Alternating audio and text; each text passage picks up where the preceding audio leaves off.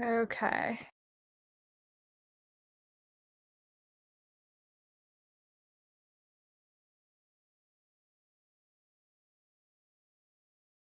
Be ready. Great. Hi, Jan.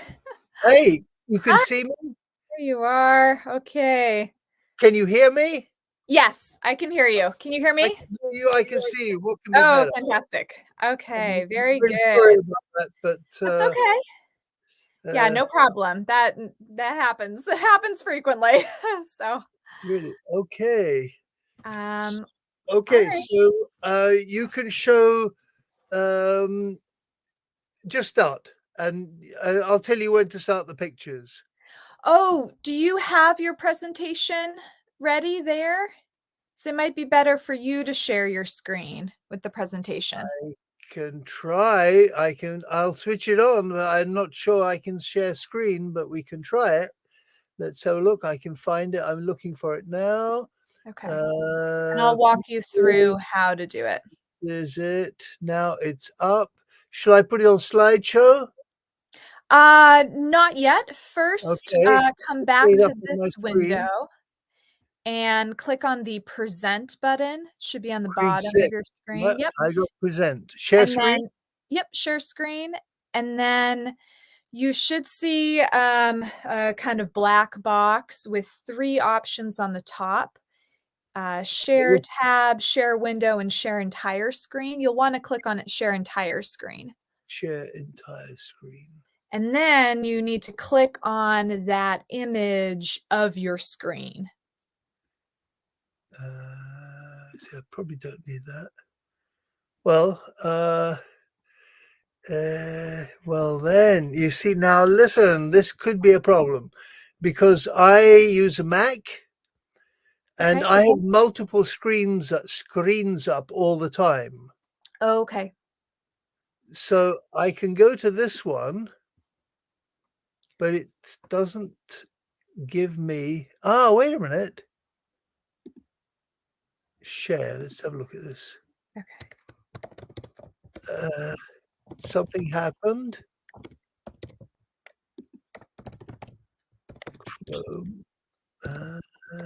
Okay.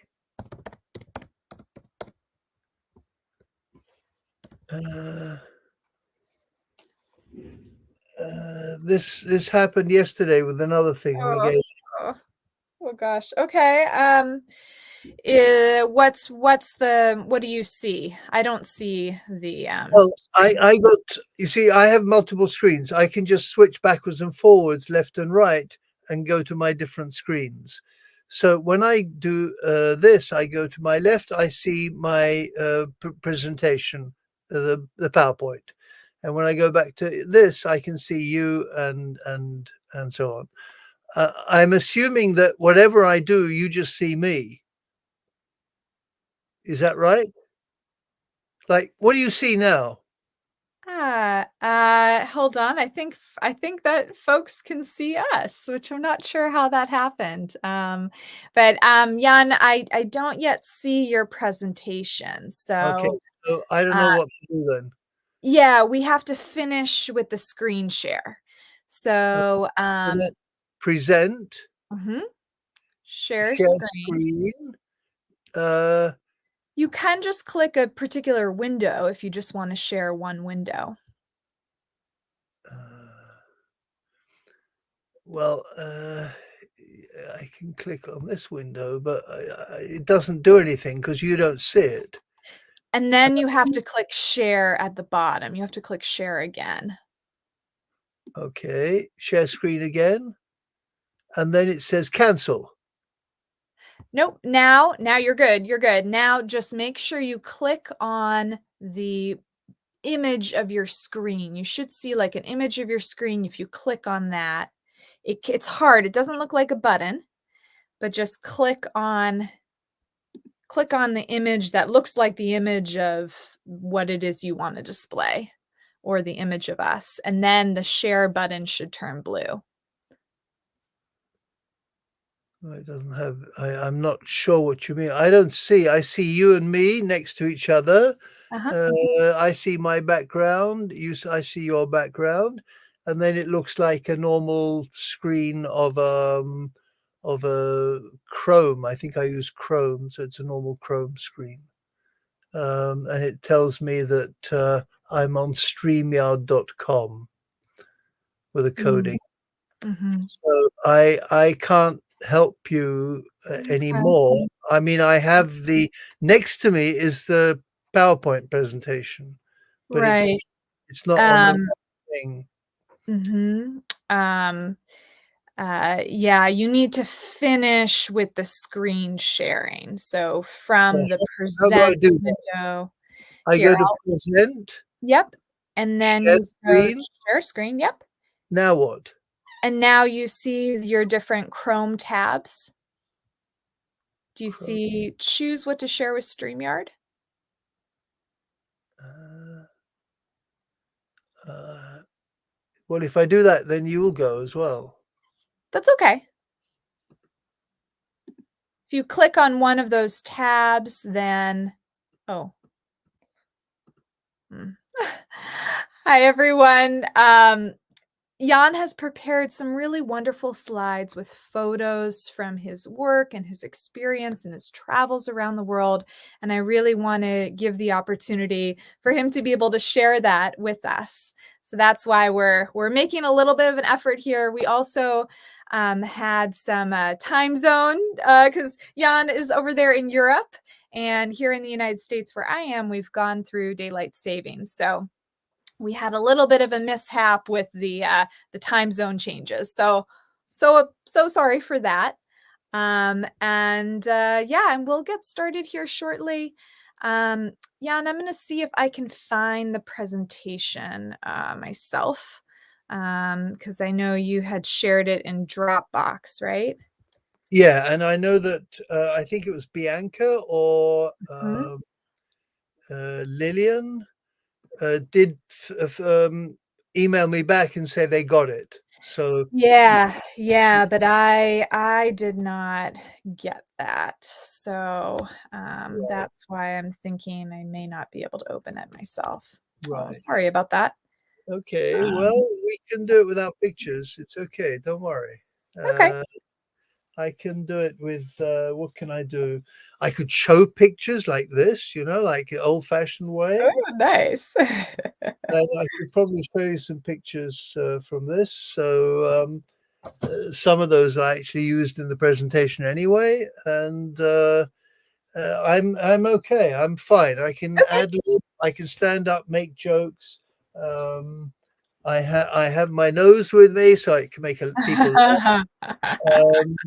It's fine. I'm relaxed and happy, and I've got lots Good. to say, so it's not a problem. Beautiful. And guess what? I just found your presentation, so I should be able to share this. Okay. Yes, It should fantastic. say living eco-villages, youth maturity, and old age.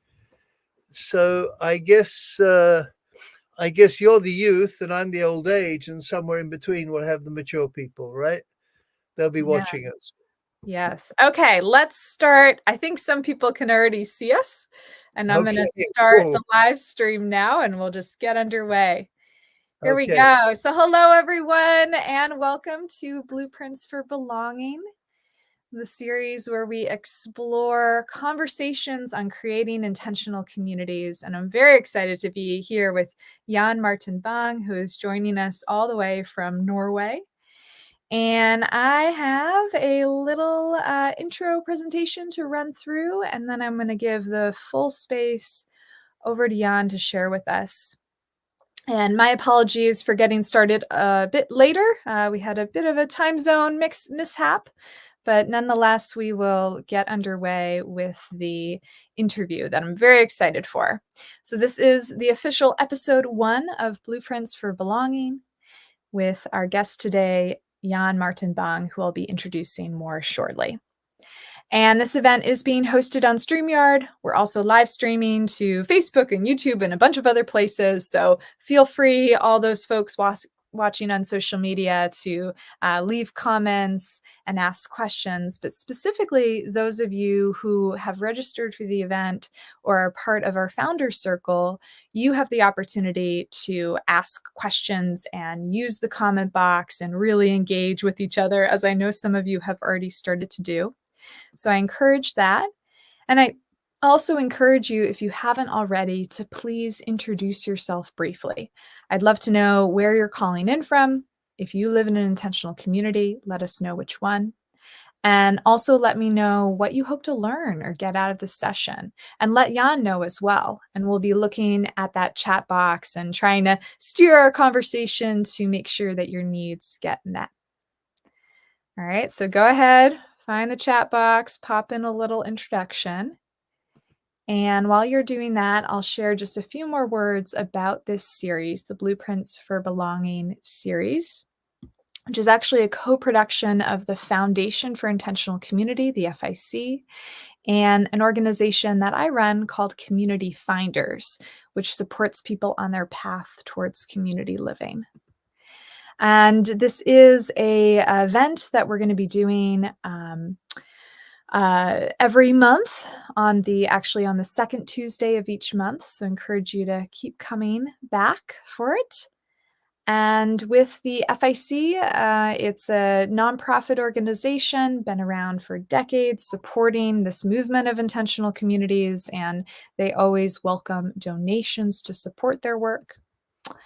And with Community Finders, this is actually this series is sponsored by the Community Founders Circle. So if you are watching and have a dream inside to start an intentional community, encourage you to check out what we're doing over at the Community Founders Circle. We did launch, I think it was 2 weeks ago, with more than 50 at this point, community founders. So it's just an amazing thing to see all these people with a passion for intentional community and wanting to really get it started and co-create and learn along with other community founders. So that's what I have for you. And now it is my great pleasure to be able to introduce Jan. Jan has a very long bio, which hopefully if you join this event, you got to read that, because it's very rich and really showcases much of his work over many years. So I'm just going to pull a few things from Jan's bio. And also share, I think it's at the end of his bio here, about being connected to the International Communal Studies Association, the ICSA. And that's an organization that Jan and I are both on the board of. And Jan was also a co-chair for a number of years. And so that's how Jan and I got connected and got to meet in Denmark, which is closer to where he lives, over in Norway. So Jan is a fellow of the Findhorn Foundation, was born in Norway, and grew up in England, where he was active in the cooperative and trade union movements in the 70s, and then moved to Israel in 1984 and was a kibbutz member for 16 years. And Jan, hopefully somewhere in your presentation or in our conversation later, you can touch on what the kibbutz movement is and what kibbutz are, because it's really incredible. Just I've learned through your books about the movement and some of its history, and would be helpful, I think, for people to understand the deep tradition of community living in Israel.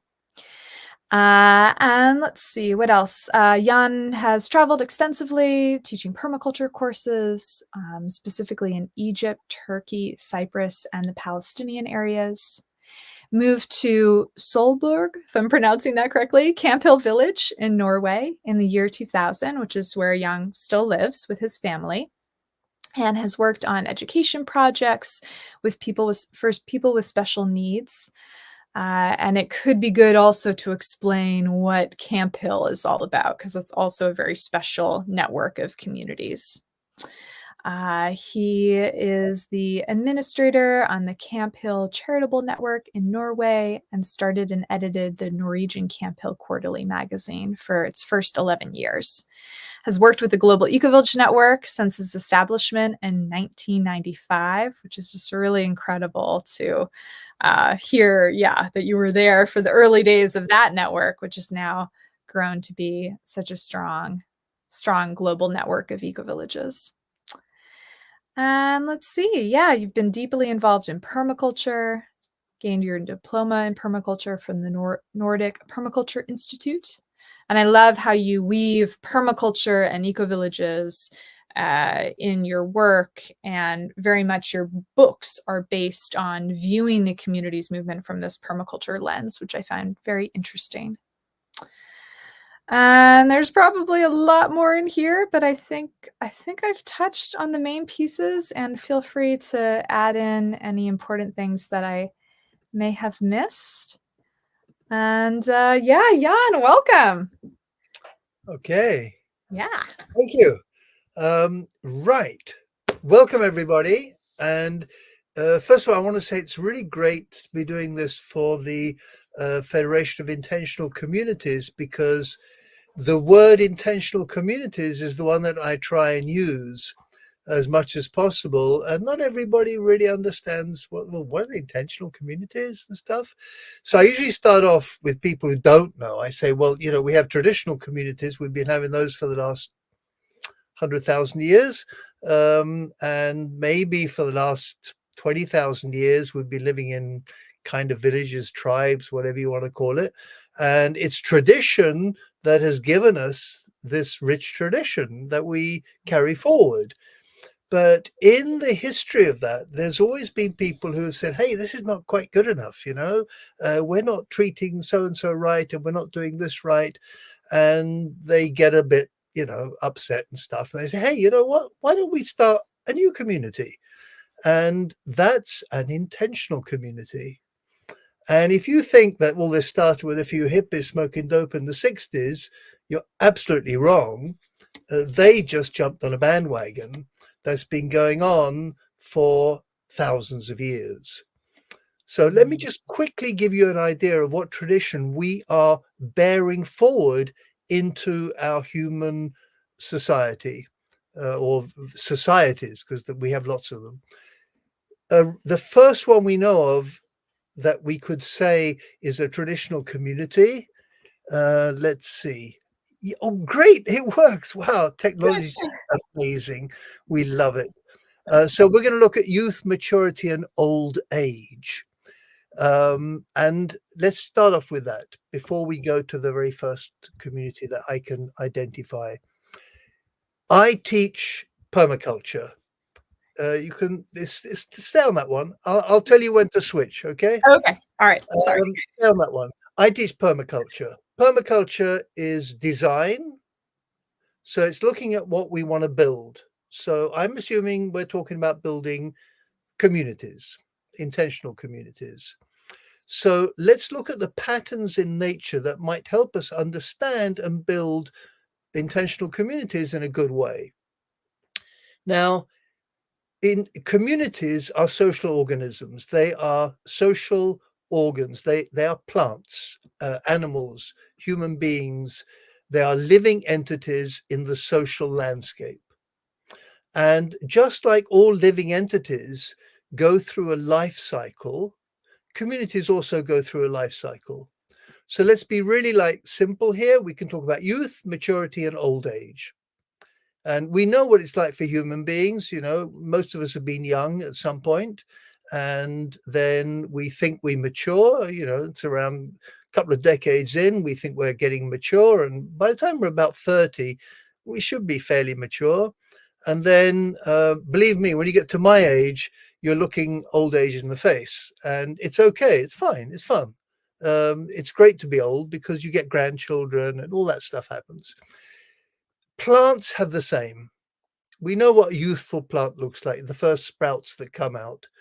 We know what maturity is because then they actually, just like us, they get to sexual maturity and they make seeds that make new plants. That's how that works. And we know what old age is like for a plant, and it's good for drying or putting in the compost heap. Now, communities have a similar thing. And we are going to use that as our framework in the talk. But now, give me the next picture, and I'll go back to the idea that we are bearers of a tradition. Now, the first community that we know about is called Kronos. It was founded by Pythagoras, who some of you might have heard of. In the heyday of Greek philosophy, he and Plato, they hung out, probably drank beer together down, down in Athens and all that stuff. Plato carried on talking and thinking, wrote the Republic, made his name as a great thinker. And in fact, this is the first utopian literature that we know of. Deliberately utopian. Pythagoras, he was a doer. He said, we talked enough. Come on, let's go off to southern Italy, founded a community called Kronos, intentional community, very radical. Like they had women in their community, not as slaves, but actually as co-workers, as partners. They say, we don't know so much about it, but we think they were non-violent pacifists. We think they were vegetarians. And of course, they created a big stir. Nobody liked them because they gave women free rights and they didn't eat meat, and all that stuff. And they wouldn't fight. And so they disappeared from history, we think. But there are streams of people who call themselves the Pythagoreans. So I'll leave you to look for those guys. They're somewhere out there doing stuff in our society. But this was an intentional community, just like Findhorn or any of those others. They went off to some barren place, built a community founded on different ideas from the traditional ones. So let's hop to the next slide, because this is much, much closer to us. And the diggers in England in 1649. If you talk about failed communities, they lasted less than 2 years, or maybe a little over 2 years. A bunch of people who were complaining about the enclosures in England, when basically the upper classes took away free open land, and they formed a community on a little hill south of London, and were disbanded. Some of them were killed, and the rest of them, were dispersed. They live on in a publication that comes out irregularly in England called Diggers and Dreamers. And St. George's Hill and Gerard Winstanley are still heroes and heroic places in the commune tradition in England. But let's go closer to our time with the next picture. You might have heard of Robert Owen. Robert Owen was a Welsh industrialist, the heyday of the Industrial Revolution, terrible times for people with no money. You basically had a choice. You could either starve, or you can earn so little that you're going to starve anyway. And he kind of didn't think this was such a great idea. And he started an intentional community called New Lanark, which was based on on making cloth. And the workers were there, and he wanted them to be equal partners in the business. And everything was hunky-dory. And then he decided he wanted to go to America, because everybody wanted to go to America at that time. Why shouldn't he? And he started a place called New Harmony, based on the similar ideas, down in, I think it's in Illinois or someplace like that, in the Midwest. And these are both big inspirations for community today. And I've been to several conferences at New Lanark about community, and the ICSA had one once there about community. And I was in New Harmony a couple of years ago with one of the great researchers into community, and there is still conference centers and so on in New Harmony. But let's go on to closer to our time, because we come to eco-villages. Now, this was really, it's just another form of community, but it's community with green attached to it. And it started off with a bunch of permaculturalists. You talk about permaculture and eco-villages. There was a group of people, most of whom were permaculture teachers, who in 1995 got together in Findhorn and started the Global Ecovillage Network. And Since then, eco villages have really, hit the fan, and everybody's talking about eco villages. It's just another form of eco villages, but later on in the show, I'm going to really show you how we are having great breakthroughs. So let's go to the next slide, because we will start with a youthful community. And I have been part of a youthful community until it became mature, and then we left. And I've been visiting lots of youthful communities. And there are certain things that are about youthful communities. First of all, everyone works really hard because you have to. Because generally speaking, most people are hard up, and there's not much you can't hire a digger. You have to go and dig it by hand, and life is pretty hard. It's you can't take lots of time off and long holidays in exotic places, but it's fun because in the next slide you see not only do we work hard, but we do crazy things. And this is from a Danish eco village. And this is a great village because they said, "Hi, you want to join our village? You can't take out loans and you can't bring in money." And that cuts out all the crap, because the people who come, they're the ones who have no money and have to build everything themselves with their neighbors helping.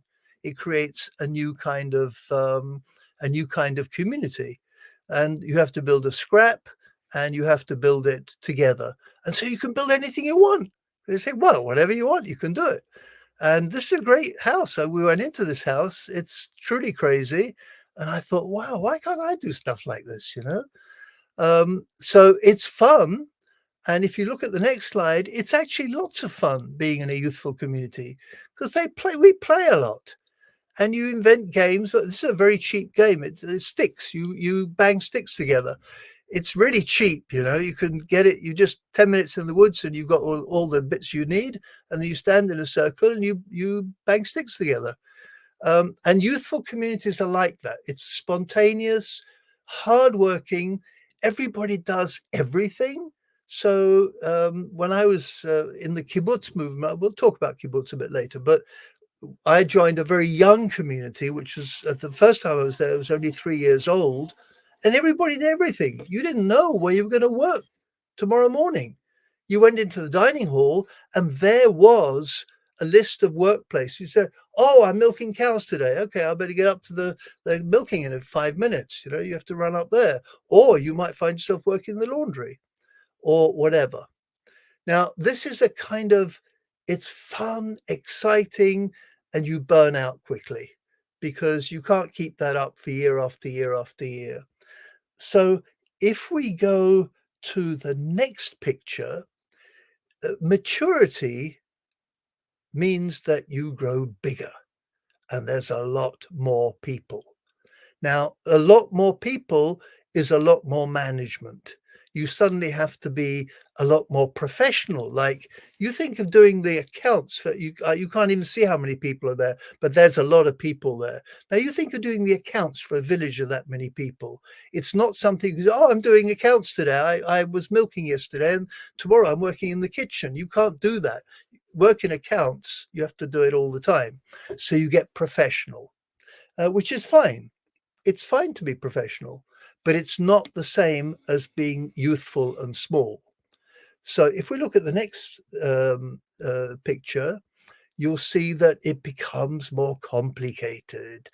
And suddenly you have to have somebody full-time working on the work roster, because there's 100 people to be employed tomorrow morning, and they're going to get up at 6, and there's going to be breakfast has to be ready at 8.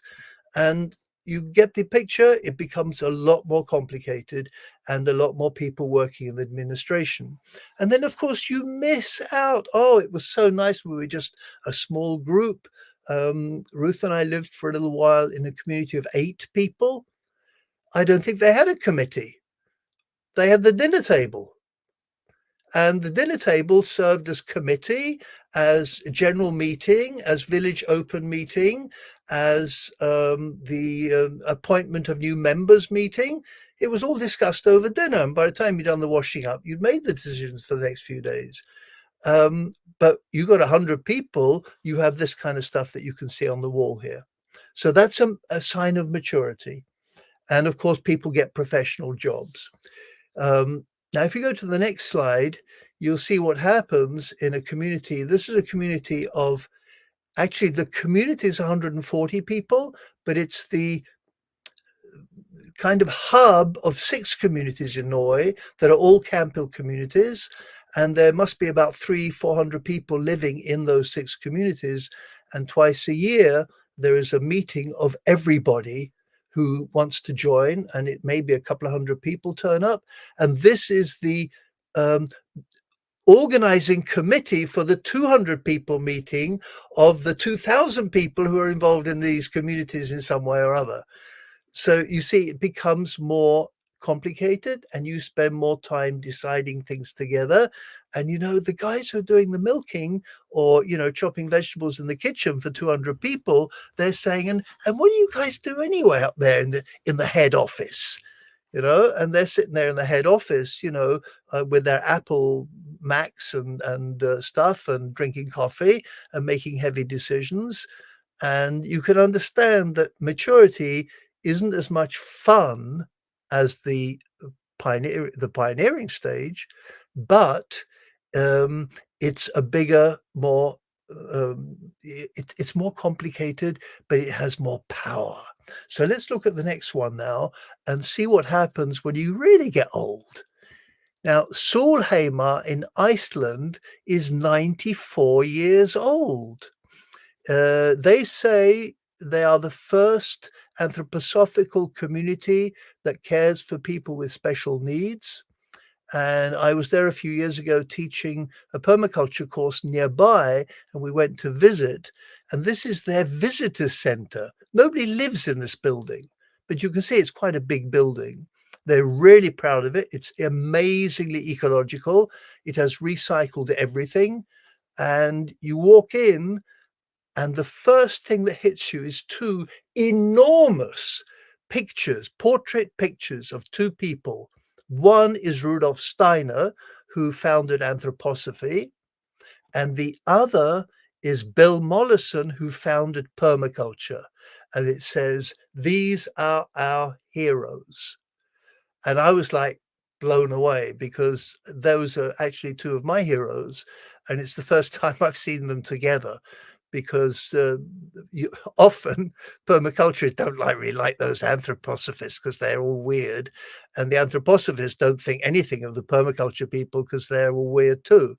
So this is the first time I saw them together. But at 94, you see, you're well established. You can do stuff like this. And it only impresses people. So let's have a look at the next one, the next picture. Now, this is from a Camphill here in Norway, which is an anthroposophical community that doesn't care for, it works with people with special needs. And if we have time, I'll tell you a bit about that. This is their sewage system. Now, isn't that great, right? I mean, wouldn't you like to have a sewage system like this? I drive past them sometimes. I'm sure you guys do too.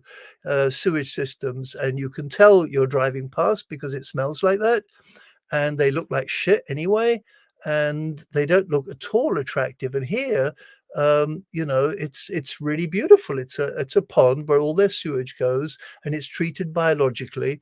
And the main problem, actually, is people who don't know and who go there. There are little waterfalls between these little ponds, right? So they go and wash their hands in the waterfalls before they eat their lunch. And you have to say, no, this is actually a sewage system. Please don't wash your hands here. But, it looks like this. So when you're big and mature, you can afford to build stuff like this, because your village is big enough to support this kind of project. So there is a good thing about being mature and getting older. But let's look at the next slide, because people do grow old in eco-villages. And we used to joke on the kibbutz that kibbutz is the ideal community for dogs, babies, and old people. The rest of us just work to keep it going. Because getting old in community is great. I mean, I've heard so many stories, I've seen so many pictures, how people get old in community, and it's really what we all would dream about and want to do. So this is my partner Ruth, together with one of the founders of Camp Hill in Norway. She died, at least 15 years ago now. And she was our neighbor for many years. And she was just such a wonderful person that you just wanted to hang out with her. And she had so many great stories. So if you want, we could do a whole evening of stories from communities. And she has some great stories that she told us and that I cherish and I pass them on. But you see here, this development of youth, maturity, and old age is a tool which helps us. Let's see. Don't take a next picture yet, because the transition from pioneering to mature is painful. I see it in my grandchildren. The oldest is 17, going on 18, and she's just getting through that period. Her brother is 15, and it's not easy being 15 and growing up in the country. And I had my things going when I was that age, and my children had their things going. And we all know that, puberty, that period, is a tough time to go through. Well, that's why your community is having a tough time when it's moving from pioneering to maturity.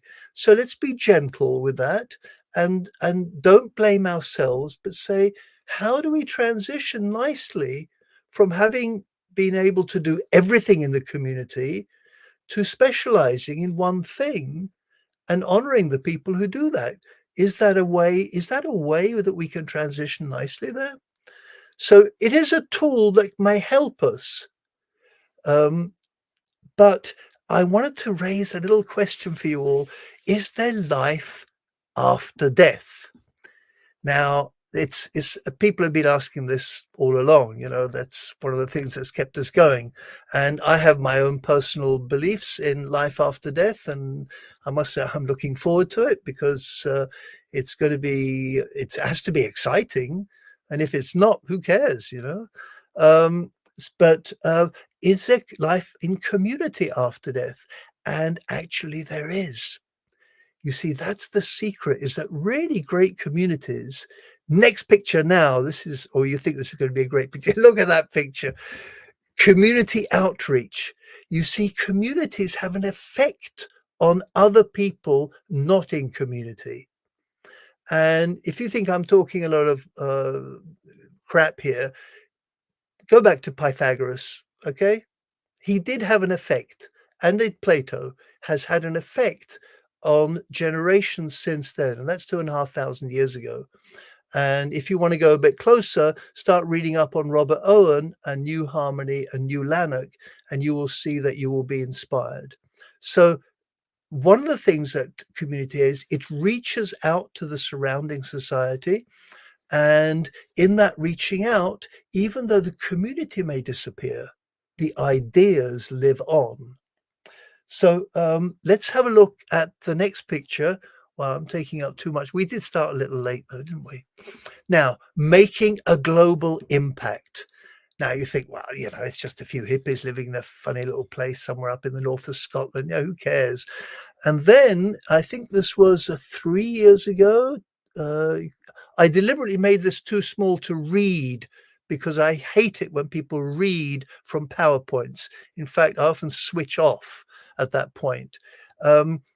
This was the IPCC Sixth Assessment Report. I think it came out in 2022, so it's 2 years old. Anybody recognize that picture? Cynthia doesn't recognize it. Okay. I do. That's Findhorn, I Yeah, think. right. It's Findhorn. What's it doing on the IPCC's sixth assessment report. A lot of solar panels. A lot of solar panels, because the very last page of the report is a description of what the future might look like. Mm. And you could say, I'm not kidding you, but I'm not going to read it to you, but it sounds like Findhorn. And the people who put this together, they knew that was Findhorn. Mm. You didn't pick that out of a box. They knew that was Findhorn. Wow. And I'm just saying, Findhorn is on the IPCC sixth assessment report as a picture of the future. I would say we made a global impact on that one. Yeah. Right? So there's another one coming up somewhere. Where do we go from here? Yes, this is how I was going to end up my speech today. And the question is, where do we go from here? Like, if we're interested in living in intentional communities or starting them, that's even better. There's a couple of things you have to know. Many of them don't get much further than a thought, which is fine. Many of the ones that get established don't last more than 2 or 3 years, and we think, oh yeah, this is terrible. Oh, what are we going to do with this? Like they're failures. They're failures. Well, they're not, because the same statistics actually also obtain in business. So most business ideas remain business ideas and don't ever get off the ground. The ones that do start, a large number of them fail within the first 2 or 3 years, the vast majority, in fact. So intentional community is actually just a group of people getting together. Our intention in intentional community is to create a better society, mostly. Business is usually to make money. And so there's a handicap straight away there, because you attract money seeking people, whereas communities tend to attract people who want to make better communities. It doesn't mean we don't have to make money. Intentional community has to pay its bills, but there is this thing that if we see these as plants, even helping one last for a couple of years will spread ideas and give you that taste of having lived in a pioneering community, where, on the kibbutz that I joined, in the end of the first year, in the newsletter of the kibbutz, and there were about 40 people there then, there was a letter from one of the members saying, have we lost our ideology? Big question mark. We only have rockouts 3 times a week now. What's happened to us? We used to have them every night. And that shows that, it's such fun, because that's one of the things that it really characterizes being part of a new sprouting plant called intentional community. And I think we can just, last slide is just a nice slide because it looks nice. But we could create community together. I've actually gone over my time a little bit, Cynthia. No, you haven't. We started late. We can take as much time as we want now. We've already gone off the books. Great. Thank you so Okay. much, Jan. That was lovely. Yeah, really, really appreciate all of those photos and the little anecdotes you shared and some of the history. I think I learned a lot. Like I knew about Diggers and Dreamers, the organization in Britain, but I didn't realize that the name, I just thought it was a cool name. I didn't realize it had this whole legacy behind it. So The diggers. yeah, great. Here, let me get rid of this slideshow. Okay. Um, and I also wanted to frame for people, because some people here are not so familiar with your book, and you've written a few books, but one in particular, I'll hold it up, Growing Eco Communities. You got it too. There we go. And in this book, that's where you go into much more detail into these 3 different stages of youth, maturing, and old age, and this life cycle of community. And that's the first time I had ever heard of communities having life cycles. Like we have life cycles and the plants do. And that was a powerful concept for me not to think of community living as something that's stagnant, but something that's always changing. Yeah. So that's really great. And also, I like this idea that you pull forward and you talked about it in your presentation, the idea that intentional communities are intentional communities inherently because they're doing something different than the rest of society. And I'll actually read a little paragraph here from your book.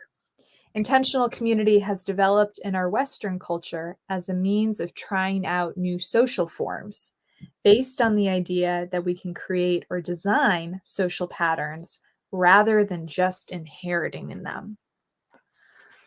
Yeah. So I really like this idea of kind of taking agency and feeling empowered that we don't just need to do the default way of living, but we can actually create new ways of living or try them out. And they may last 94 years, like that community in Iceland, or just a few years, or they may just exist as a dream in somebody's head. And it's all valuable because it's all about spreading those ideas. Would you agree? Yeah, I think that's and 94 years. I mean, they probably just see it as the beginning. Those guys in Iceland, they're still going strong. And I think one of the things is that we are not sufficiently aware of our own history Mm, as intentional communards. yeah. And by studying the history, I've realized that I'm the bearer of a message. I'm the bearer of an idea that isn't dying, that's always coming back, even though you think you can never put it down, because some people, there will always be some people who dream of a better world. Mm, And some people will say, hey, let's just go and do it. yeah. And that saying is so powerful. And I feel that when I'm involved in this, I am carrying on the dream that Pythagoras had, that Gerard Winstanley had, that Robert Owen had, and that there's zillions of them who have had that recently, that you know about, in the last few decades. And we think it's something new, but it's not. It's an old thing it's built into us. It's part of Mhm. our genetics. It's part of our social inheritance. Mm. And knowing that makes me feel humbled and powerful. I don't know if you can be both of those at the same time, but it's strong in there, Yeah, I can feel it. I can really feel it. Like, yeah, riding on this right? momentum that is millennia old of people dreaming of a better world and saying, let's just do it, make it happen. Right? Yes. And for everyone listening, you're part of that too. We're all part of that, riding on a deep, deep tradition that we get to inherit and carry forward for future generations as well. Mm. Yeah. Yeah. Fantastic. Good. Well, we actually have a lot of questions that are Okay. coming in. I So love questions. yeah, we can just go to some of these questions and yeah, we'll see where that takes us. So there were let's see. So maybe we'll focus first on some of the questions that were pertinent to your presentation. So can you clarify what you mean by the transition from a youthful to a mature community, especially regarding doing everything versus specialization? Can you give some examples of what that looks like, that transition from everyone in a community is running around and doing everything? I just had that image versus more specialization. Uh, yeah, it's partly to do with things like kids. And it's this is interesting thing. I know the history of the kibbutz movement really, really well, because I really studied that.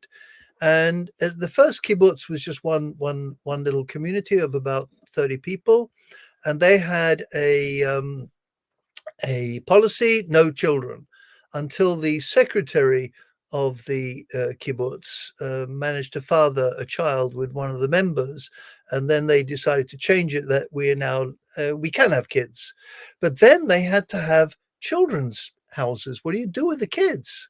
Like everybody's working, so suddenly part of the work became looking after the children, and that created a whole new branch of activities within the kibbutz and a whole new ideology of how do we create a new human being brought up in community. And that meant that people had to specialize and study child psychology and child development, and they became the carers for the children. And the children lived in children's houses. They didn't live with their parents. And it was a whole completely different kind of thing. But it meant, again, specialization, because you had to learn how to do that. And that actually only lasted a couple of generations. And the last children's house of children sleeping in the house, not with their parents, closed in sometime in the mid-90s. And the children then slept with their parents. But it shows that you had to become a specialist. And the same is true of things like, the accounts. We mentioned that, you're doing accounts, you really have to be on the ball all the time, because otherwise you lose track of all those figures. There are so many of them, in the accounts, so many numbers. And so you have to be on the ball there. And I noticed the same thing, that a small spontaneous group often will self-organize, but as a branch gets bigger, it becomes more complicated, more complex. And it's often good to have somebody who is the coordinator of that group, who manages to check that all these things happen. So for many years, I worked in. I mean, it's terrible to have to confess this, but I worked in high-tech agriculture, making cow food, which we sold in the region. We fed daily 1,000 cows, and I was for a while the coordinator of that branch. And so I had to know that, we had to order the food in time so that the mixtures could be made up and made up. We made up every day, and I had to be out visiting clients and had to make sure that all these things happen. And so you get specialization. And then you get that thing that I mentioned, that, I'm sitting in the office, racking my brains. How do I get to see all these clients? And so hasn't paid his bills. And, Brian comes in off the tractor and he's pissed off because the tractor's broken down. He's on his own out there. And yeah, and why don't you come and help me? And I'm saying, wait a minute, I got these clients who are not paying their money, And so it's very easy to get those kind of frictions going between the specialized branches. And that is a sign of maturity. And so using that idea um, is then a way of managing the transition. And it's very often that people have this thing about, I'm doing all the work because I'm out there with a shovel, and you're sitting in the office drinking coffee and you're not doing work. That's a very common thing to have. And that is really a sign of the community becoming mature. Interesting. Um, Yeah. I I can pull out many more examples, but let's go to another question. Okay. Yeah, yeah, and that's great. It's helpful when I think about my community where I live in Vermont. We are just 8 households, and we don't at the moment have an intention to expand. And we're able to do the kitchen table kind of decision making that you were talking about, because it's like when we've tried in the past to implement more structure, it's like it's too much. It's unnecessary since we're so small. So we're able just to be more organic, and it has its pros and its cons. But this actually ties in well to the next question, which is about your kibbutz experience. And maybe if you could share just like briefly what a kibbutz is and And then Ida here is asking, why have so many of them changed to manufacturing-oriented communities over the years? Or what I understand is many of them have shifted more towards privatization. So yeah, Right. curious about your kibbutz experience. I'm sure there's a lot you could speak to on this. Okay, how long have I got? 1 Yeah. hour? Well, Okay. yeah, we could go. I think we'll go for at least another 10 minutes since we Okay. started 10 minutes I'll late. be very short then. The kibbutz is a specifically Israeli Jewish tradition founded in the distant past when what is today Israel was a sub um, county of Damascus in the Ottoman Empire. And there basically wasn't any kind of uh, law and order. If you wanted to travel in the Palestine of that time, you had to have guards with you because bandits were roaming around, and if you were on your own, they would rob you. Um, and a lot of Jewish people were moving there because they were fed up with being pogromed in Russia and stuff. And Russia was then a big empire. It was the Russian Empire, and the Cossacks were out, pogroming Jews. That was their fun thing to do on a weekend. So many Jewish people went to that area of Palestine, which was actually a part of Damascus, and some of them were infused with the ideas of the communists, who were then a rising force in Eastern Europe. And they said, hey, why don't we start like communism here? We could do that because basically somebody could find a farm and buy it, and we'll start a farm, and then we'll all work together and we'll be equal. And they called it, first of all, kvutza, which means group, and then gradually it became kibbutz. And the first one was started in 1910. And then the First World War happened, and after the First World War, there was no longer any Ottoman Empire or Russian Empire, and it became the British Mandate. And more Jewish refugees came from Russia because of anti-Semitism there, which somehow or other communism hadn't managed to get rid of. And they were serious communists, these guys. And they said, hey, wait a minute, you just want a small farm? Nah, we're going to make the whole country one big kibbutz. We're going to be a socialist state. And we said, okay. And they got to, 1,000 people in some of their communities. And it became a network of communities which developed in the 20s and 30s when there was no state. There was the British Mandate and there was no state. And they were really, some of them were good at managing to live peaceably with their Palestinian neighbors, the Arab neighbors, but some of them were not so good. And after the Second World War, then the state of Israel was proclaimed, and it was the first time in history that the majority of the people, or the a large number of the people who established the state, were intentional community members who wanted to create a new kind of community. And in fact, I think a third of the people who signed the Declaration of Independence were members of kibbutz. That means members of kibbutz who did not have a salary, who didn't own anything except not even their own clothes, because you got the clothes from the clothes store. And they were, and they didn't have any money, but they were members of kibbutz. And it's a historical weirdness. But having said that, the politics, I don't want to go into this, but the politics has got steadily worse, I would say, of the state of Israel.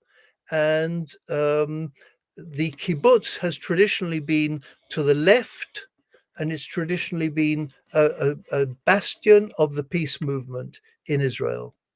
And that is still true today, even after what's happened.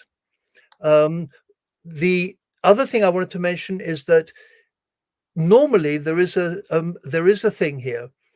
that I've noticed, and that is that when a community is established, an intentional community is started, it is very ideological. In fact, that's mostly what they've got, you know. It's like ideology without a lot of food, so you have to work hard. There's a lot of ideology. Gradually over the years, and I have yet to come across many places where this doesn't happen, the ideology becomes weaker and weaker. Just accept the fact gracefully rather than fight against it. Mm. It becomes weaker and weaker. And I think maybe it's okay because it seems to happen. And then there is sometimes an internal revolution and a new ideology becomes established. But what's happened to the kibbutz is that they gradually became more manufacturing stuff and people wanted more of their own stuff. And I didn't mention that, but you know, as you get older, you want more of your own stuff. You want more time to yourself. Like, you know, we only have 10 minutes left because I want to go and relax. And Cynthia could go on all night, you see, because she's younger. Um, and I want more private space. That's why I'm sitting in this office because this is what I've created for myself. My memory's going. So these books and stuff around me, that's my memory. My memory is externalized now. It's great. You know, I can pick it up. It's all around me. Um, and I want my own private money. You know, I got fed up with saying, hey, you know, I wanted to lie on the town with a beer and go and see a film. You know, can I have $10? And I said, you know what? Just give me $50 a month and I'll deal with it myself. I don't have to go and explain everything I want to do. I want my own privacy. And that happens in community with the people and in the community. And it's okay because why? Because we left the kibbutz 25 years ago because it was going through a really heavy time of privatization and it was tough and it was really hard. And we said, you know what, enough already. This is like, how come every time we have a meeting, we go out of the meeting with, oh God, we lost again, you know? It was like really hard. And we left and a lot of people left, but not everybody left because some of them, you know, didn't have anywhere to go and stuff and they carried on and they privatized. And what happened? All the kids came back. And now we left a community of 200 people. Now there's 400 people living there and a waiting list. And a majority of those people are our kids and their descendants and their descendants. And it's like 5 generations. And I go back and I think, wow, this is great. The kibbutz is now run by the kids I taught in the 90s to compost. And it's now run by a bunch of people who compost all the time, you know? Awesome. So there is a thing about privatization, but it's okay because actually, if you're nice to people and you like them and you support them, then you can share your money, but you don't have to, and it's still okay as long as you're nice to them. And that's the important thing, you know. Creating a better society basically is being nice to people. You know, Wow. right? Yeah, yeah. I like your attitude. It sounds of just accepting the changes in a community, and as long as, yeah, people are nice to each other, and also it sounds like the community is taking on a new form, but it's thriving because young people are coming back. And it's all good. It's all just different ways of experimenting and seeing how a community develops over time. Right, and I didn't tell you, and you actually, I maybe I just didn't tell you, but I don't live in community any longer. I Oh, live just outside the community, okay. Okay. and what I found is that we have an unintentional community around us Mhm. because I'm still trying to be nice to my neighbors. You know, I go and say hi to them, and you know, if I know that they need something, I try and fix it. You know, and they lend me stuff, and actually, we have a great time. And I think that actually, the real successful communities are the ones that break up, Mm. and the individuals go off and are nice to their neighbors. Nice. Okay, yeah. I mean, that was your one of your last slides was that outreach. Right. Yeah, nice. Beautiful. Oh, I love that.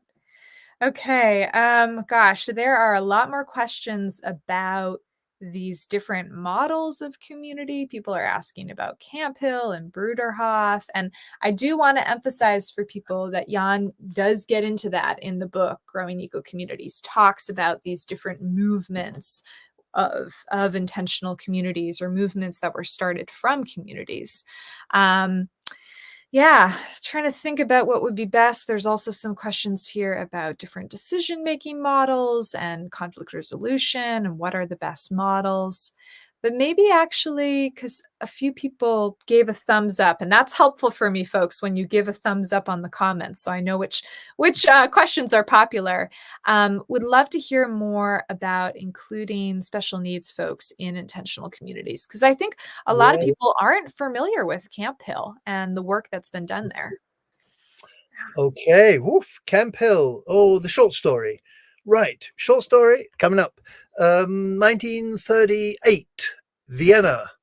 A bunch of people who were anthroposophists, the followers of Rudolf Steiner. They had a study circle there, and half of them were Jewish, all of them were intellectuals, and all of them were radicals.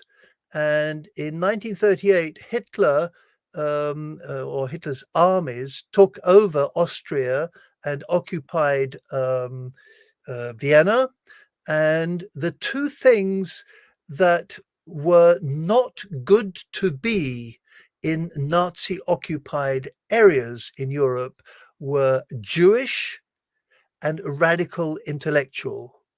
Those were two things that really doesn't work.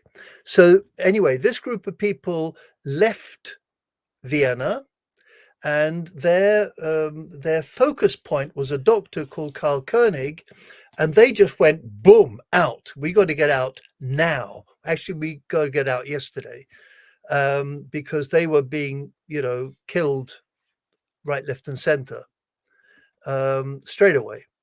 And he wrote he said, we're going to meet somewhere. We don't know where. Long story short, he went to Scotland with his family. He was given an old house by a family that knew him, that were interested in his ideas about anthroposophy and how to care for people with special needs. And they said, you can have this house if you want to start the school that you're talking about for children with special needs. He wrote to everybody in the group that he could find and said, come to Scotland, we're going to start a school. And they started in 1940. They started the school, and it was in a house called, well, it didn't start there, but anyway, they moved within a year to another house called Camp Hill House. So it was called the Camp Hill House School.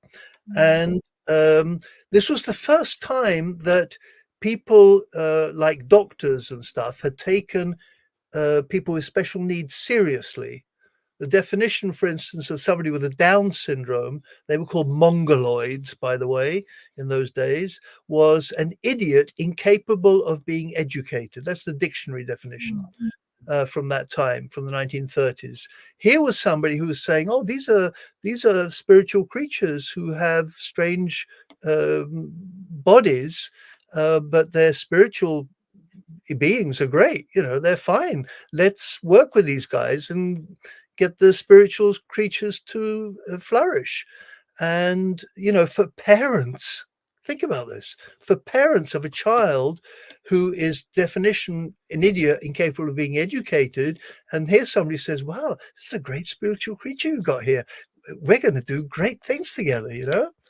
And it was like, wow, this was popular, and it became a hit. And so more schools opened, and they thought it was great. But you know what happens to kids? They grow up. Yeah. That's what happens. Mm. And so by the 50s, their parents were saying, hey, like, this is great. Can't they be in school all their lives? And Carl Koenig said, no, no, no, no. They got to move into villages. And in the villages, we have no teachers. And so they started the first village in 56 in North Yorkshire. And the whole thing there was to live and work together with people with special needs. And the rest of the history, you can read loads of books about it. Google Camp Hill. So we lived for a year in one of those villages in the 90s, and then we went back to live full time in 2000. And basically, it's not like them and us. It's like us. Mm. Mm. We lived in a big house. It was me and Ruth and our 3 kids. And then we had 6, 7 people with special needs. And then we had 2 or 3 young co-workers. And there's always a couple of people visiting. So we were like 12, 15 people around the table every meal. And we ate together every meal. And we worked together in different branches and so on.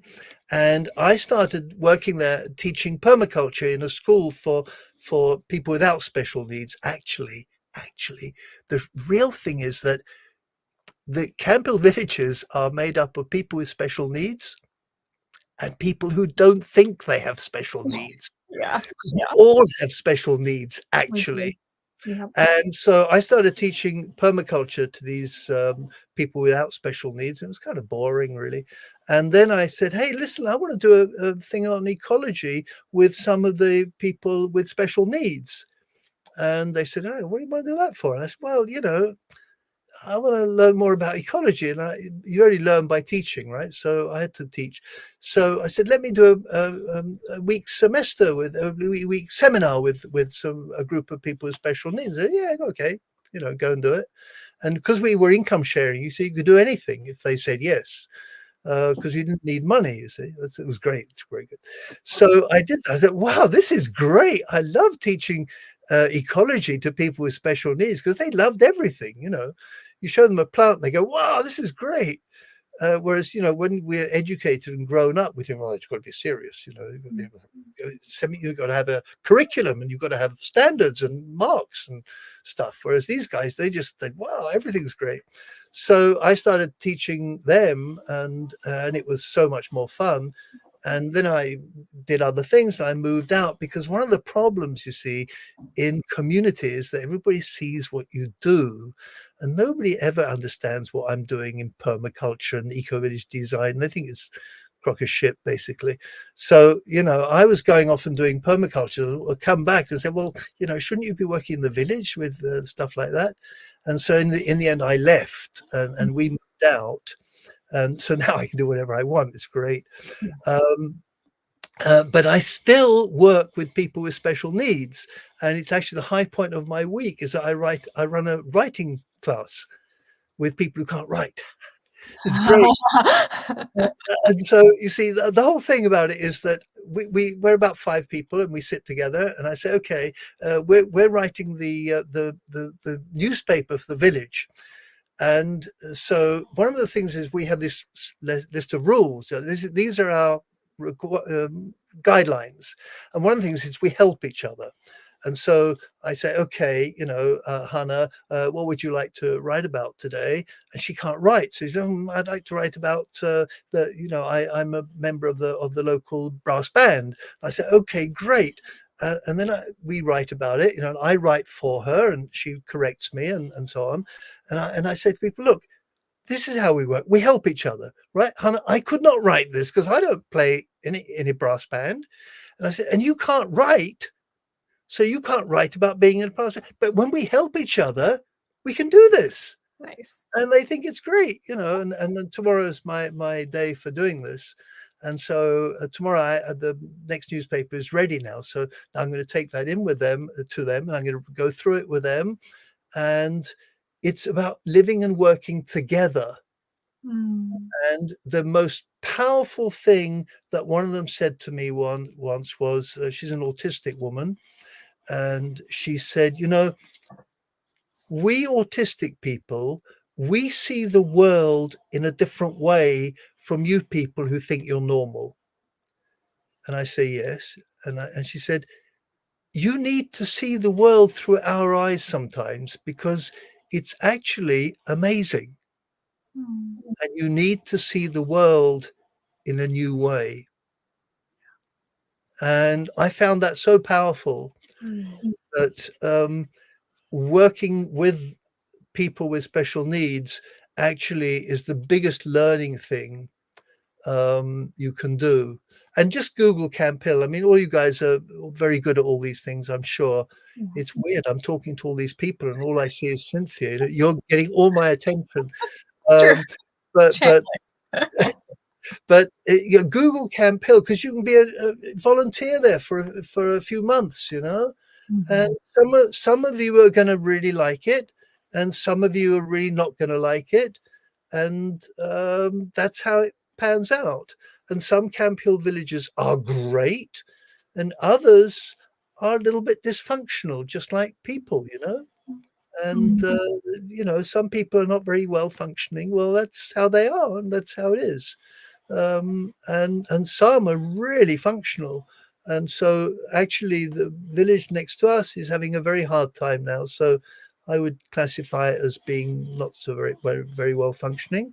But there's another one 2 hours drive away, which I love going to visit, and they are an eco village. Boy, are they cutting edge of ecology there. Cool. Uh, and I could talk for hours about what they're doing there. And sewage, love sewage. Sewage is great.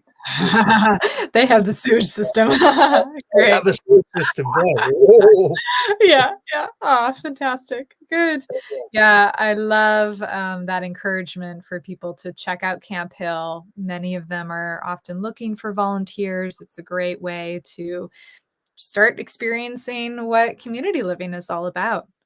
Yeah, and thank you, Jan. I feel like I think about, like, my own answers to, like, "Oh, what's Camp Hill?" But you know the whole history and the people, and you have it just in your brain like an encyclopedia, so I love that. I feel like I've really been learning a lot, and, but yeah, go for it. I want to say one thing before we end. I'm sort of Yeah. scared any minute now the thing's going to go blank. We must give a little plug for the ICSA Yeah.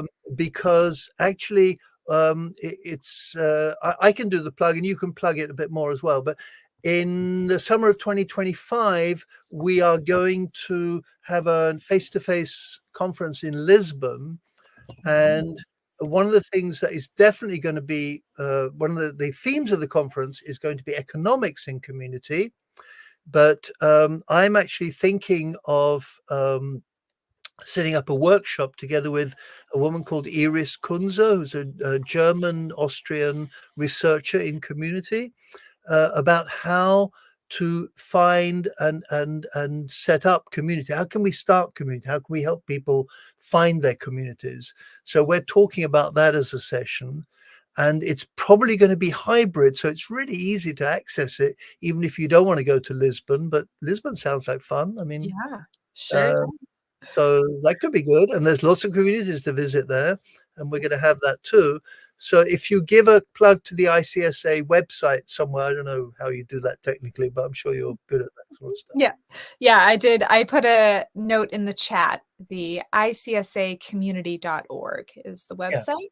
Yeah. And yeah, yeah, very exciting. Yeah, conference in Lisbon, I Portugal. can give We'll you have a plug because you guys who go into that website, she she Yeah. she did it. Yeah. Yeah. Anyway, Yeah. Cynthia did that website and it's great, you know. Yeah. Yeah. Yeah. So Thank thank you. you for that one. Yeah. Yeah, absolutely. Yeah, my pleasure to help out with my all my skills, tech skills that sometimes work, sometimes not as well. So, yeah, fantastic. Good. Well, I know we have a lot more questions that we won't have time to answer, but I do encourage folks to get Jan's book. Also, another book we didn't mention, but I'll hold it up as well, Eco Villages, Practical Guide to Sustainable Communities, also has a lot more resources and information. So a lot Uh, of knowledge they're that's both been out put of into print, but Oh, Um, this one is still in print. okay. Right. A spiritual approach to permaculture. Oh, And actually, what you're seeing there is Findhorn. yeah. Yeah, I see it.